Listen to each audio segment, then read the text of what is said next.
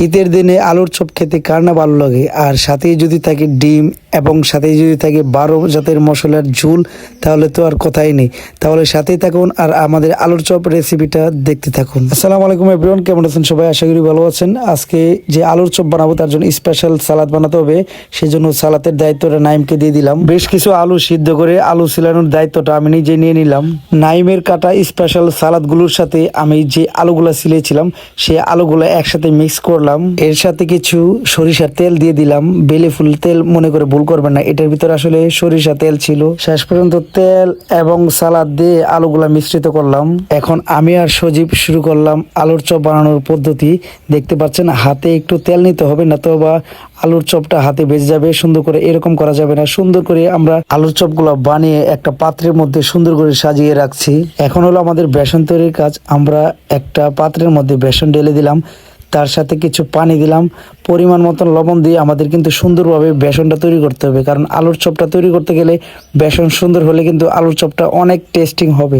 আমরা যেহেতু ডিমের চপও খাবো, সেই জন্য অনেকগুলা ডিম একটা পাত্রে রেখে দিচ্ছি। পেঁয়াজ কাঁচামরিচের সাথে মিক্স করে নিচ্ছি। এটা হলো একটা স্পেশাল 12 জাতের মশলা দিয়ে একটা ঝোল। আপনি আলুর চপ এবং ডিম দিয়ে এটি খেলে অনেক ভালো লাগবে। আমরা বানানো আলুর চপগুলা বেসনে ভিজিয়ে তারপর গরম কড়াইয়ের মধ্যে ছেড়ে দিচ্ছি। নিজে হাতে আলুর চপ প্রায় 10 বছর পর বানালাম। আমরা প্রথমে সবাই একটা করে আলুর চপ খেয়ে টেস্ট করে দেখলাম, অনেক স্বাদ লাগলো। আমার সাথে সজীব বললো তো আমিও টেস্ট করি, দুই একটা আলুর চপ বানিয়ে সেই টেস্ট করে নিল আলুর চপ নিজ হাতে বানানোর পদ্ধতিটা। আলুর চপ কিন্তু ডিম দিয়ে বানানো স্পেশাল হয়, সেই জন্য আমরা প্রথমে একটা ডিম ছেড়ে দিলাম। সেই ডিমের মাঝখানে একটা চপ দিলাম।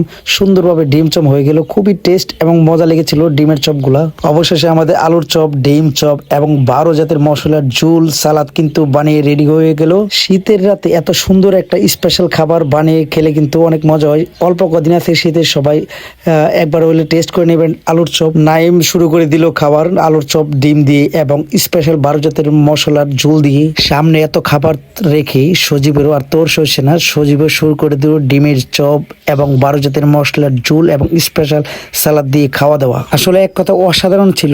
শীতের রাতে নিজের হাতে বানানো আলুর চপ, ডিমের চপ এবং 12 জাতের মশলার ঝোল আমার কাছে খুবই টেস্টিং লেগেছিল। এদিকে খাবার খেতে খেতে এত টেস্টিং খাবার খুব ক্লান্ত হয়ে পড়েছে আমি। সেদিকে নাইম এবং সজীব কিন্তু খাওয়াতেই চলছে। খাবার প্রায় শেষ পর্যন্ত ছোট ভাই তাজিম এসেছিল, আমাদের সাথে যুক্ত হয়েছিল।